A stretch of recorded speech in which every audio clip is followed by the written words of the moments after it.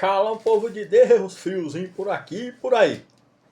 Onde você está? Como é que tá? Que Deus abençoe seu dia, nos dê uma ótima semana, para honra e glória do seu nome. E que derrame a porção do Santo Espírito para que a gente possa ter uma comunhão especial com Ele a cada dia e pregar as mensagens angélicas, o Evangelho eterno da salvação em nosso Senhor Jesus Cristo. Vamos lá, no mais, né? Vamos aí com aqueles mesmos temas de sempre acerca da teologia adventista, da fé adventista e das demais pessoas da cristandade. E vamos lá.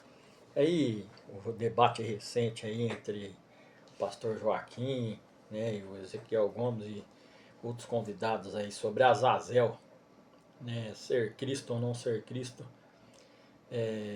A gente, no meu ver, eu vejo que não tiram nada proveito teológico de ambas as partes nos que diz as escrituras sagradas a respeito de um tema onde se apresenta assim de acordo com assim diz o Senhor cada visão que estava debatendo, né? Primeiro porque cada um vai estar defendendo a sua linha de raciocínio, né? E vai desdenhar, né, do argumento do outro, da maneira que ele interpreta ou não as escrituras, né? Mas como eu sempre disse já acerca desses temas aí em vários vídeos, né? É, assim, o Novo Testamento necessariamente não precisa validar aquilo que se diz no Antigo e nem o Novo Testamento vai ser, né, substituto ou acima daquilo que o Antigo texto do Antigo Testamento diz no que os apóstolos escreveram. Primeira coisa, a gente tem que analisar que a salvação veio mediante o sacrifício de Jesus, o sangue derramado na cruz por ele. Hebreus 9:22 diz que sem remissão, sem derramamento de sangue não há remissão. Colossenses 1:14, pelo seu sangue, né, tem uma remissão de pecados. Então, esse é o ponto. O Azazel, o emissário, se prefigura Satanás ou não na teologia adventista ou judaica, isso não tem muita importância, porque ele é tido como carregador dos pecados dos povos, ali no sentido de que ele foi o originador, o responsável pelo pecado. E você não encontra nenhum texto na Escritura, e aí se é que vocês entendem que o Novo Testamento valida alguma coisa, ou tem um peso maior sobre o que diz o Antigo, que mostra que aquele que ofereceu perdão na cruz com o seu derramamento de sangue se refere ao bode emissário, porque o bode emissário não é sacrificado e não derrama sangue em favor de perdoar os pecados de alguém, da remissão de pecados de ninguém, né?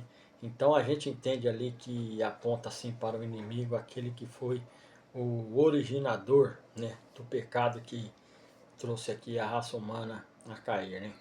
Mas no Novo Testamento você não encontra onde diz que se Jesus ficasse vivo, se é que na visão de vocês ele representa o emissário, ele perdoaria os pecados ali sem derramar o seu sangue. Isso não existe, porque senão não haveria necessidade da cruz. Então, como diz Levítico, se um sorteio saiu para o Senhor, o outro não é para o Senhor, o outro foi para receber a culpa, né? E a gente tem que fazer, né, assim, uma separação ideal e lógica dessas coisas. Agora vamos lá, Ezequiel 28:19 diz assim: todos os que te conhecem entre os povos se espantaram por causa de você.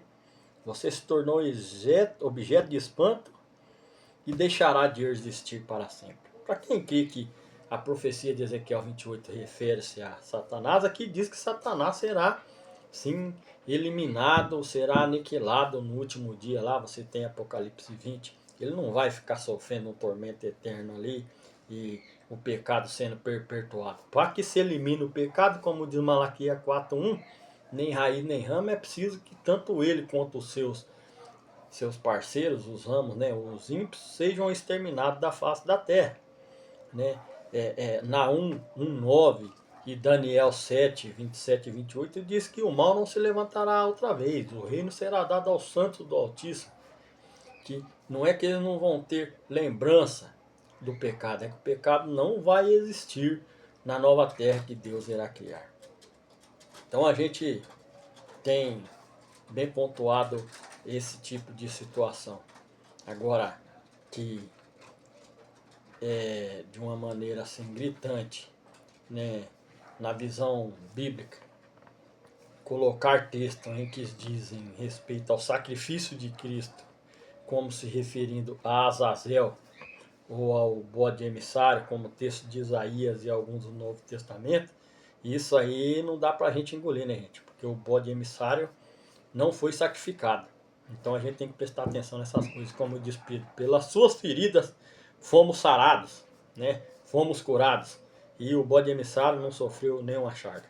Né? Que Deus te abençoe, você possa aí, né, firmar os seus caminhos aí rumo à eternidade ao lado do nosso Senhor Salvador Jesus Cristo e estudar a palavra de Deus com afinco.